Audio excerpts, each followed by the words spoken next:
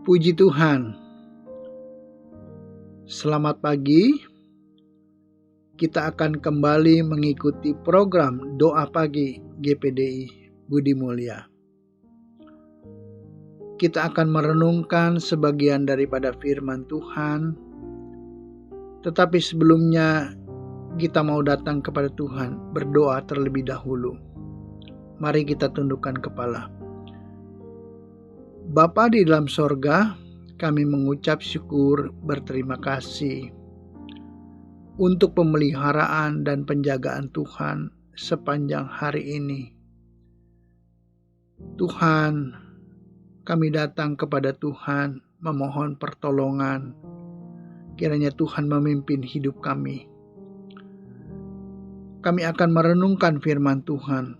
Biarlah Roh Kudus yang memimpin hidup kami di dalam menjalani kehidupan ini, supaya kami menjalaninya sesuai dengan perintah Tuhan.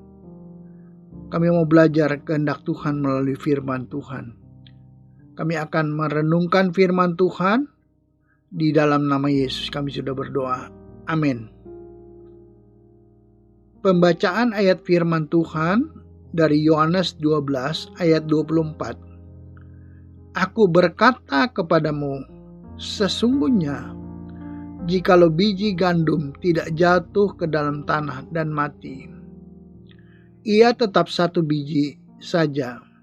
Tetapi jika ia mati, ia akan menghasilkan banyak buah.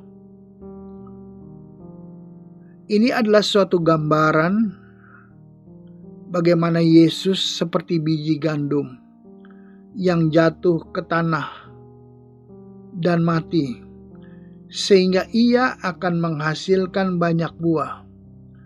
Yesus rela mentaati Bapanya. Kematiannya menunjukkan kasih Allah dan mewujudkan keselamatan bagi umatnya. Kita pun juga harus rela mengikuti teladan Yesus untuk mati terhadap diri sendiri. Kita mati terhadap dosa. Yesus mengorbankan dirinya, taat dan mati di kayu salib. Maka ada buah, tuaian jiwa-jiwa yang diselamatkan. Tuhan Yesus menjadi biji gandum yang jatuh ke tanah dan mati.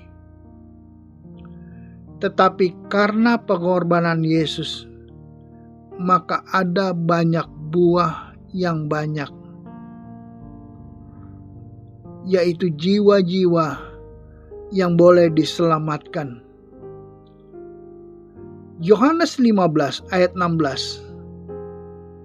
Bukan kamu yang memilih aku, tetapi akulah yang memilih kamu, dan aku telah menetapkan kamu, supaya kamu pergi dan menghasilkan buah. Dan buahmu itu tetap, supaya apa yang kamu minta kepada Bapa dalam namaku diberikannya kepadamu.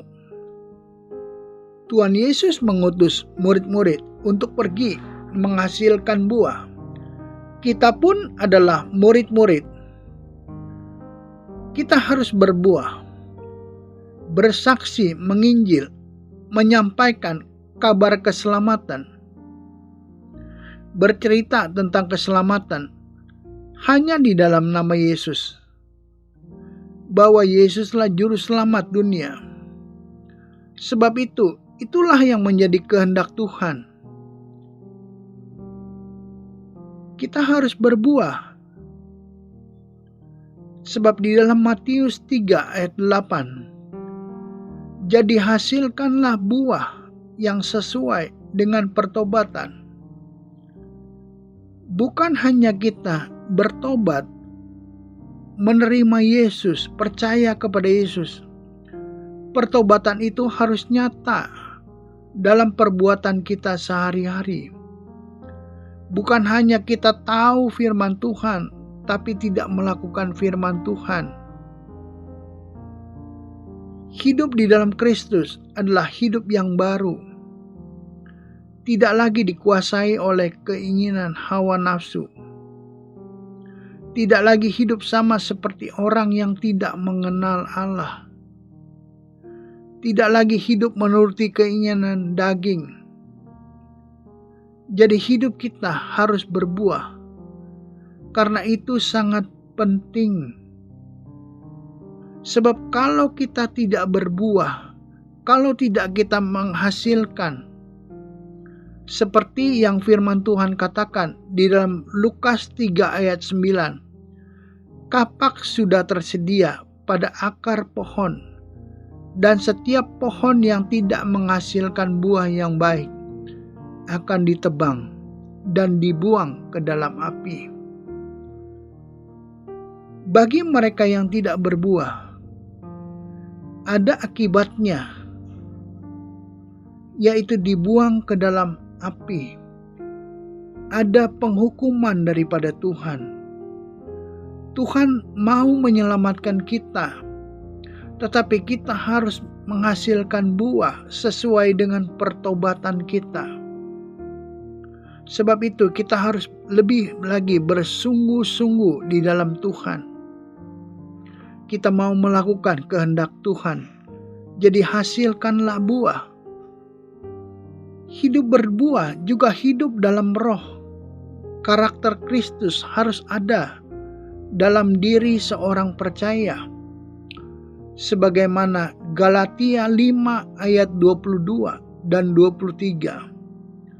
Tetapi buah roh ialah kasih, sukacita, damai sejahtera, kesabaran, kemurahan, kebaikan, kesetiaan, kelemah lembutan, penguasaan diri.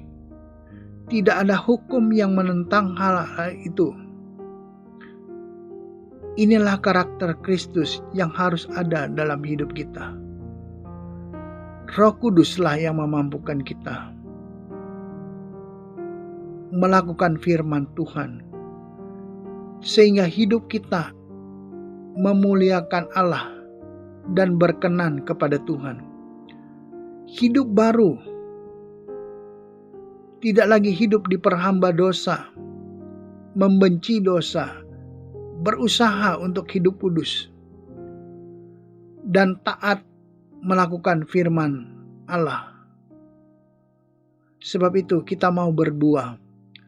Karena seorang yang hidupnya berbuah akan mendapatkan upah dari Tuhan, yaitu hidup yang kekal. Yohanes 4 ayat 36. Sekarang juga penuai telah menerima upahnya, dan ia mengumpulkan buah untuk hidup yang kekal, sehingga penabur dan penuai sama-sama bersukacita. Sebab itu kita mau belajar, kita mau bersungguh-sungguh mengikuti Tuhan, kita mau berbuah di dalam Tuhan. Amin. Kita akan berdoa hari ini, kiranya Tuhan menolong kita. Bapa di dalam sorga, hamba berdoa untuk setiap umat Tuhan, jemaat Tuhan dimanapun mereka berada. Kiranya Tuhan mau menolong kami untuk hidup berbuah, hidup berkenan kepada Tuhan. Hamba berdoa untuk pergumulan setiap umat Tuhan yang sakit, Tuhan sembuhkan di dalam nama Yesus. Engkau jamah, Engkau sembuhkan, Engkau pulihkan. Tuhan, setiap pergumulan umat Tuhan di dalam masalah pekerjaan, Tuhan buka jalan bagi mereka yang menghadapi masalah ekonomi. Tuhan cukupkan apa yang mereka butuhkan. Setiap usaha mereka, setiap pekerjaan mereka berkati di dalam nama Yesus. Setiap masalah rumah tangga pribadi, apapun pergumulan umat Tuhan, Tuhan yang jamah, Tuhan yang menolong di dalam nama Yesus. Tuhan berikan kemenangan dan pertolongan. Langkah hidup kami, aktivitas kami sepanjang hari ini, biarlah Tuhan yang menjaga dan menolong kami. Engkau berikan pertolongan, berikan kemenangan, berikan jalan keluar, sehingga umat-Mu diberkati Tuhan, baik jasmani maupun rohani. Dan Tuhan, kami hanya bisa berserah kepada Tuhan. Mampukan kami melakukan firman Tuhan, hidup di dalam kekudusan. Roh Kudus menolong hidup kami, langkah hidup kami. Sepanjang hari ini, Tuhan menolong kami. Kami sudah berdoa dan mengucap syukur di dalam nama Yesus. Amin.